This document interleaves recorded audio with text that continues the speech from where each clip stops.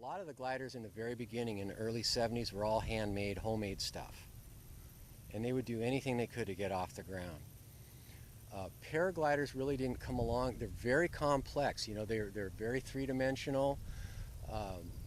And it was basically when CAD systems became prevalent on computers that they were actually able to design these. And so right around the times of computers and CAD systems, paragliders were able to be designed, laid out, cut, and sewn together.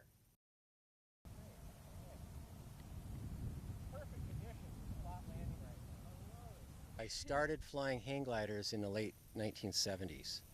And I didn't fly here because you had to be an expert pilot to fly here, so I learned to fly in the local mountains in San Diego. This time I want you to go behind the mound. You've got a lot of altitude.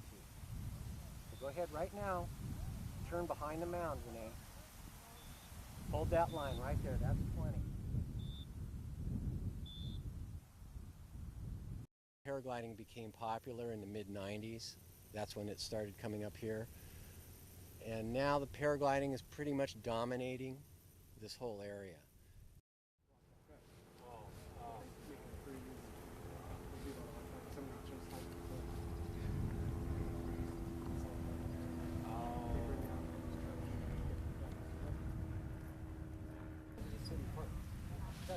To launch the glider, the pilots are standing there on the ground with the glider up overhead. And you have to learn how to do that before you can actually jump off and fly with it. And to launch here, we're actually coming down the hill here and we hit this wind, this west wind that comes off the ocean. And the reason we fly these cliffs is that wind hits the ocean and gets diverted straight upwards. Without that wind moving in an upward direction, we just glide straight down to the beach.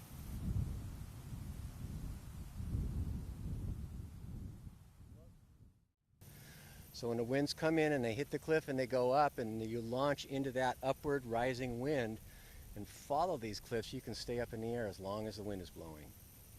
So we learn to come down straight down the hill, feel the wind, and just basically we step right off. We don't actually jump and fall down as we go off, we actually go up. And once you get into that lift, you make a turn and you go to the north or to the south. You figure out where you want to go before you launch, and you try to stay in that lifting air, which is called the lift zone.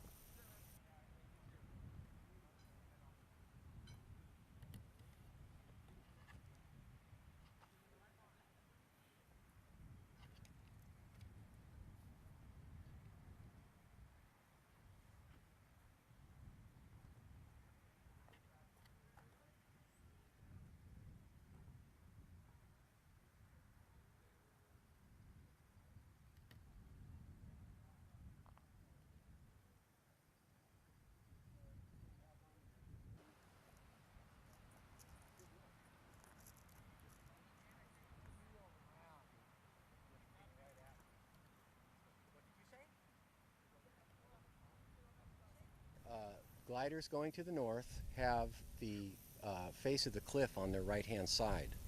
So if two gliders are coming towards each other, and this man here has the cliff on his right side, he gets to stay on the cliff side. The other glider going south has to go with the ocean on his right side.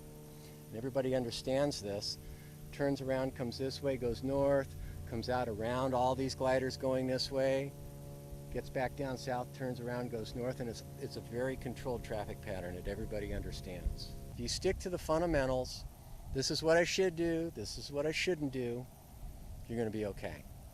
Paragliding, hang gliding will change your life.